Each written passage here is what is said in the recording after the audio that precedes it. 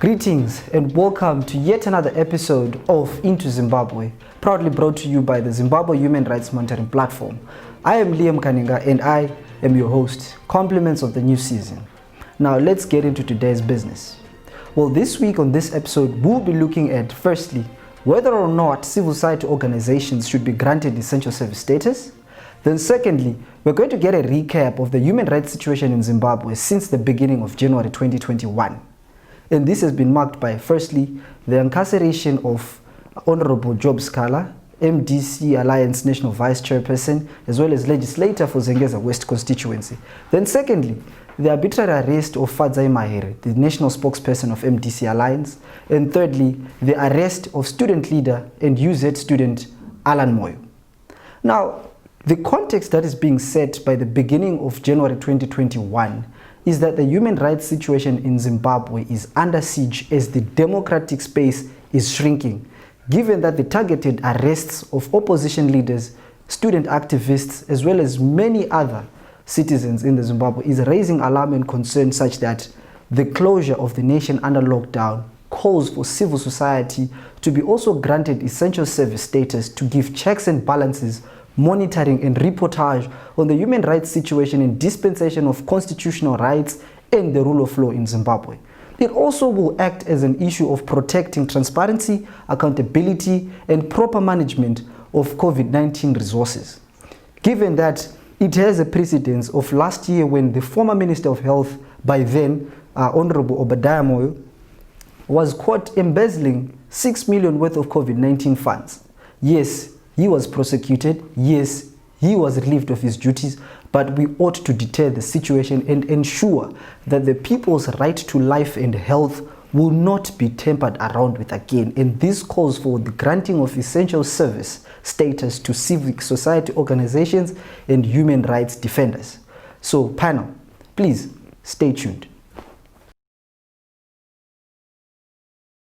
Hi, you in your pursuit of knowledge in the academic arena, you deserve to do so without fear or favor, let alone any interference or public pressure.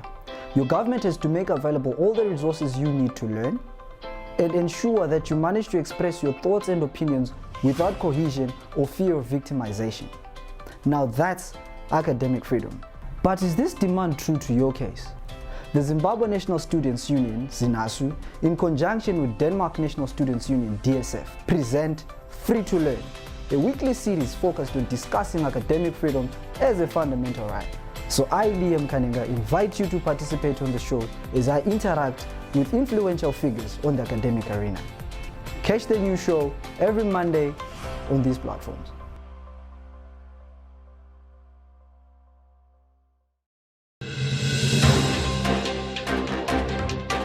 Welcome back, viewers. And this is Into Zimbabwe, as I said before, brought to you by the Zimbabwe Human Rights Monitoring Platform.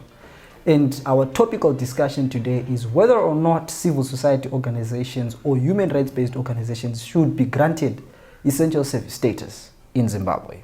And to discuss, analyze, and dissect this topical question today, I'm joined by the Zimbabwe National Students Union coordinator, equally a human rights expert, a former student leader, and a human rights defender, Mr. Samuel Gwenzi.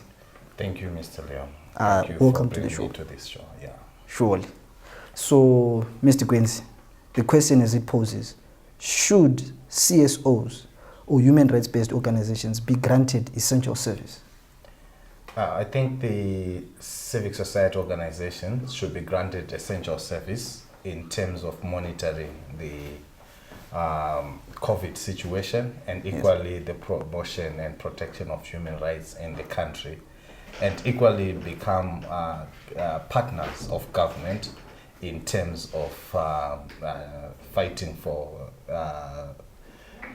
fighting against this virus that we find ourselves into. So I think the civic society is a critical pillar currently, and they have to be given essential service status. Okay, yeah. Valuing what you take and not taking away anything as well, you said they should collaborate with the government. But as we understand the nature and synoptic form of civil society organizations is that they either choose to collaborate or antagonize.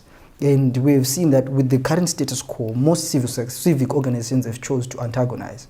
So don't you think there'll be a bit of a political dogma or a political gap in terms of the logic behind their operation under lockdown, given that most of them have registered their displeasure over the situation so far since January? For example, NAYO, the National Association of Youth Organizations, as well as Zhrmp, as well as Citizen Manifesto. Don't you think that might also be space, or that might be a loophole utilized to take up space of political instability and confrontations and status quo?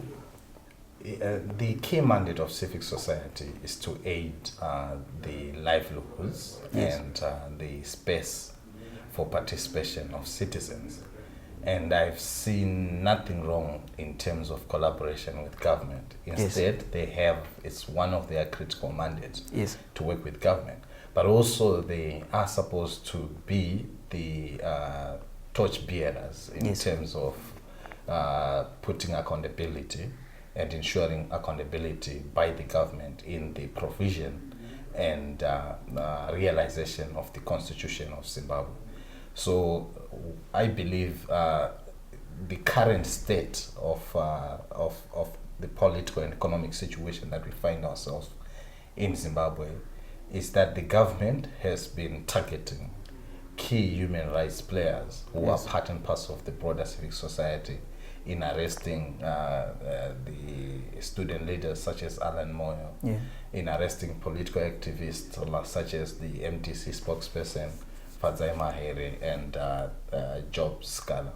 So in such a circumstances that they are limiting or they are closing the civic space, as highlighted by the National Association of Youth Organization, when they put one of their critical issues currently in terms of opening the democratic space was that the civic society must be granted essential service status. And equally, that is actually to complement the very effort of government. Instead, government must not look at civic society as enemies, but they have to look at them as equal partners that makes quality of life of Zimbabweans to change, that makes quality of their policies to actually change. So I believe there is supposed to be harmony, especially currently, whilst we are in this COVID, which has taken many of high-profile political figures. I think it has to draw a conscience into our leaders that the civic society is not an enemy. The citizens of Zimbabwe are not enemies, but they now need to reconsider their way of operations and ensure that we have a national conscience, a national look into the broader politics, economic, health, welfare of Zimbabweans, rather than to take this acrimony, the division, the polarization that we find ourselves in this country. Okay, so this also comes down to one more question in terms of engagement. As far as I remember, I think if it's approximately 4 to 5 years back when there was signing in of SI 172, which was the tripartite negotiation forum, which enabled the ZCTU and government to dialogue and negotiate issues to do with labor justice and salaries. But do you really think that, given its performance up to today, when we see conflict and confrontation over issues to do with salaries, taxes, livelihoods, do you really think that that kind of collaboration would always materialize to a greater effect or extent in status quo? Yeah, I think there is room, but it all boils down to our leadership. Do we have leadership in the country? I think currently, in my own assessment, is that we don't have got leadership. We have got just people who are waiting to be elected in the next election. We are in the election mode. Okay. So that on its own makes it very difficult for our leadership to take a pro-citizens approach to issues to ensure full participation. They want to take that authoritarian kind of system where they use the police, where they use these statutory instruments, which in most circumstances don't boil to full participation of players like labor. And currently the citizens, the health workers are not really considered in terms of how to take on this COVID situation. So we now need the leaders that believe in service, Yes. that believe in being grounded with the people. So in our circumstance, we tend to have the same polarization where our political leadership thinks more of power and less on building a nation. So we need to come away from these politics and try to build our nation. And I think that's where the aspect of leadership currently is needed, especially in our crisis situation where we have got an economy that is down spiral, that we have got the toxic politics ever, where human rights activists and political leadership, political opposition leaders are arrested, tortured, and sometimes abducted. So this kind of situation needs to really change if we want to see our country going forward. And I think that goes down to leadership. That also goes down to citizens. Citizens need to take their space, and they need to demand this, because our constitution gives us such particular rights of negotiation, such as the labor negotiation forum that you highlighted. Yes. And I think there is more opportunity. I think this crisis needs us to sit down as a nation and equally bring a conscience into our leaders to say, let's build our Zimbabwe. Okay, so just to sum up what you said, you mean that all that is needed is one, national unity of purpose, and then secondly, collaborative efforts across the political divide. But then we also have to look at now that government does not just entail those in the ruling party occupying political positions, but it also entails those even in opposition party representing people in parliament and local authorities. And we've seen the current split that has occurred, or I can say the parallel political processes that have occurred in the main opposition, which is more opposition seats in parliament. And how best now can we also work on that front, given that the MDCT president, who was then a Secretary General, has recalled members of parliament, also threatening people's right to representation, and that also impedes delivery of social services. And under COVID-19 right now, how best do we address that, especially when we look at collaborating with civic organizations? I think crisis brings about opportunity. They bring about that opportunity to rebuild. Yes. And to come up with something that is actually solid, which is our Zimbabwean dream. Yes. Where we have equal rights, where we have got the respect of human rights. Yes. And I think what specifically what needs to be done is to have a national goals or national values that Yes. we actually believe in. But currently, those national values need to be grounded in terms of a leadership that believes more in empathy, that believes more in solidarity, that believes more in patriotism to our own country, Yes. which I think doesn't exist at the moment. We have got more of selfish, like the case that you have talked about the tussle within the opposition. Yes. And how it will relate to government currently. If we leave politics and we think about building our nation first, where currently I think the very effort that needs to be done at this moment, which can unite each and every Zimbabwean, is to fight the scourge of COVID-19. And I think our leaders don't need to just come up and give sympathy and statements on rest in peace for various individuals who have died because of COVID-19, but to have clear plan that comes out from the civic society, from government, from opposition leaders, who think more of the people and less on power and politics. So right now, if we have a clear common agenda that can unite us, it's actually to fight COVID-19. We need to have clear blueprints and plans which we can actually share to say, in our case as Zimbabweans, we have got challenges in this regard. So we need support from the private and private players. We need support from international players. We need support from various angles. Then we share this plan and see our deficiencies and also our strength in combating COVID-19. I think this is the right time where we can actually unite, and all things will actually go into shape if we say we have got a clear agenda to save our people and unite our Zimbabwean constituents. Okay, so Sam, lastly, so as someone who is in civil society and someone who has experience with the various political, economic and social situations of Zimbabwe, inclusive of the COVID-19 era, what do you then recommend to either government as well as fellow civil society compatriots and the citizens of Zimbabwe as the roadmap to take from here?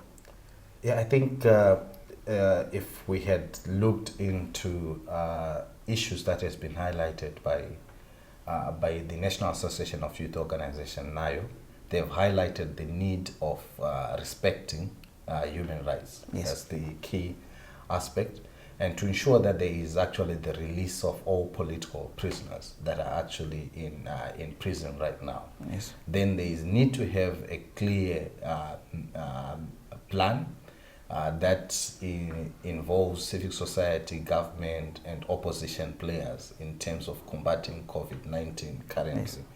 Then there is actually need of addressing the key aspect of our most vulnerable members, that is the elderly, the rural community, in terms of the informal players, in terms of how they have to survive during this particular period of COVID-19.